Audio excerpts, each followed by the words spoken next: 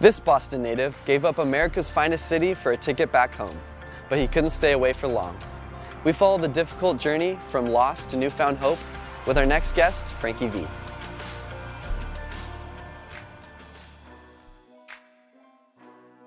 I'm Frankie V. I'm actually the afternoon personality, assistant program director, and music director at Gemma 95.7, a new station here in San Diego.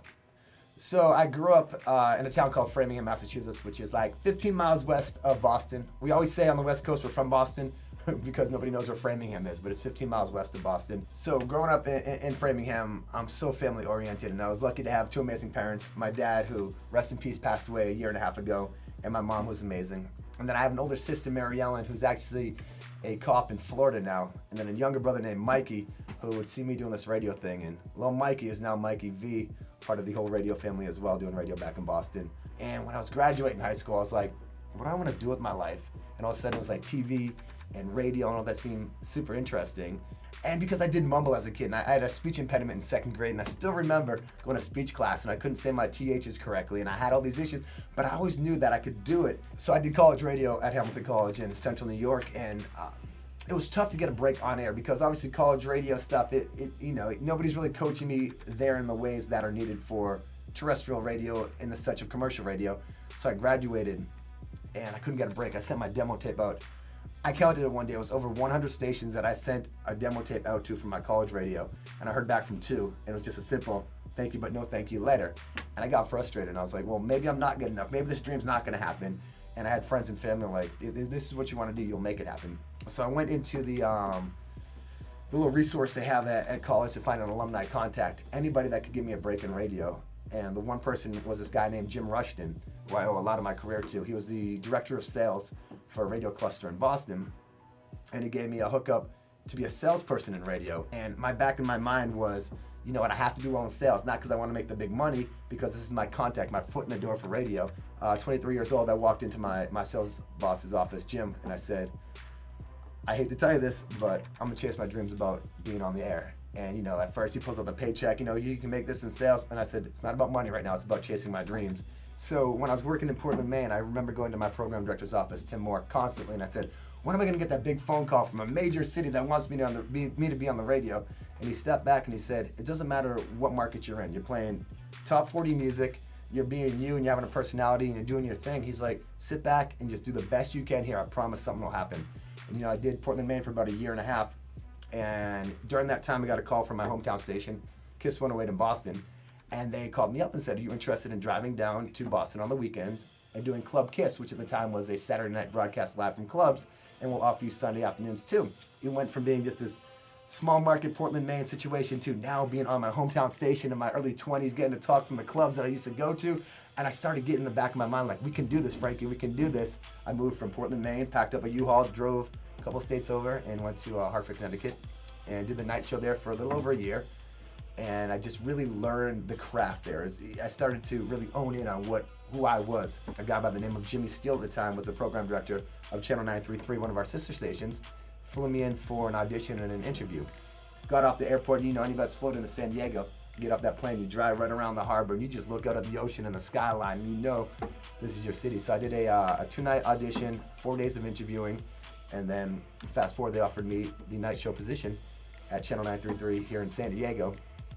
After about 4.5 years of nights, I got the opportunity again from Jimmy Steele, offering to team up with Gina the Latina and do a morning show on Channel 933. And I remember how amazing yet nervous it was. I got that phone call to come into my boss's office, and it was Hitman Hayes and Jimmy Steele, and they sat me down. And when in this business, if you get sat down, it's either really good or it's really bad. And I'm like, I'm either losing my job or we're gonna get something good. And they offered me a contract to launch a new morning show with Gina on Channel 933, and we did it. It was a grind, man. We started, the ratings were here, and we grinded all the way to the #1 show in San Diego in mornings alongside Gina. It was just like a dream come true. All the people that were saying, you guys aren't gonna do this, we did it. We got to the #1 position, 1834 people in San Diego. Fast forward some more, I got a phone call. In 2015, my dad was getting really sick, and I spent, I'd say, about 3 or 4 months of actually being in Boston, doing the show from Boston alongside Gina live, which technology was amazing. And I would go to the hospital during the day and be with my dad. In the mornings I'd be doing the morning show, and he started to get stronger and better, and the nurses said it's okay to fly back to San Diego and resume what you've been doing up there. So I flew back to San Diego in July of 2015. July 4th weekend was the last that I was back in Boston. A week later, I got a phone call from the nurses and my mom that my dad didn't make it. He had passed away. And, I was a mess because as a kid, you grow up, and it's like when something goes wrong in life, it's like your dad's, he's going to be there for you. It's always going to be your parents, and he was no longer there. And it was tough. I got that phone call, I remember, at 2:30 in the morning. Jumped on the first flight, flew back to Boston, took a deep breath, and while I was in Boston, I had this feeling of this is where I need to be. And it was the craziest thing, and I always say it's my dad looking down above, but a week later, we buried him. And 2 days after the burial, I believe that was a Wednesday, that Friday, I got a phone call from Gemma 94.5 in Boston, my hometown station that I grew up listening to, and they offered me the morning show host position to move back to Boston and get to host the morning show, not only in the city that I grew up in, but in the city that my family was in that needed me at that point in time. And it was the toughest thing to leave what I had going on at Channel 933, doing a morning show that was a top-tier morning show with Gina, who's like a sister to me, like a family member to me. But I knew deep down I had to get back to Boston on a station that I had dreamed about someday working on. And it was amazing to help build Mom back up. And I actually lived with her for 5 months before I got my own place to make sure we were both all right, because I needed it, she needed it. I got called to my boss's office, and media business is a crazy business, and they're making some changes, and unfortunately the show that I was doing was no longer going to be the morning show on Gemma in Boston. I took a deep breath and I said, you know what, it's worked out so far. Dad's up there guiding me step by step. He made sure I got home to Boston. He made sure that this worked out and this, and I'm like, you know what, it's going to be good. And I thanked my bosses in Boston. I said, thank you for bringing me home when I needed to be there, and I'm confident I'm going to be just fine. 2 weeks later, I got a phone call that San Diego, my second home, iHeartMedia San Diego, was flipping a radio station to a hip-hop station, Gemma 95.7, and they needed somebody to be the afternoon drive host and the music director and the assistant program director and take this little baby, make a big splash in San Diego. Was I interested in moving back to San Diego? And it was funny because I couldn't say yes without asking Mom's first, because Mom has to be the final say and make sure she's all right. Made that phone call to Mom, and Mom said, without a doubt, she just started crying. She says, you need to go.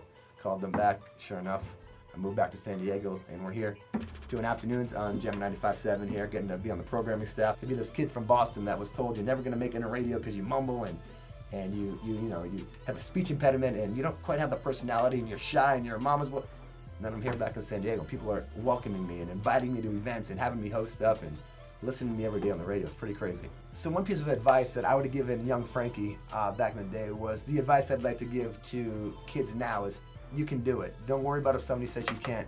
You can do it, and always believe in yourself. I needed to believe in myself that I could do it, and I remember sometimes I got so frustrated. I remember breaking down in tears because I wasn't getting that break, and I called one of my mentors and I said, I quit. I'm done. I don't want to do this anymore. And he gave me the same advice I want to give. I would have given young Frankie V, and I would have said, yes, you can. Shut your tears down. Let's go. You're going to make this happen. And I remember, his name was Chuck Perks. I still remember making the phone call, standing on Route 9 back in my hometown of Framingham, Massachusetts, and I picked up the phone and said, I'm done. And he said, no, you're not. You got this. Hey, it's Frankie V. I'm the assistant program director and music director and afternoon host at the all-new Gemma 95.7 here in San Diego, and you're watching The Block. You can hear Frankie V daily on iHeartMedia's Jammin' 95.7 FM.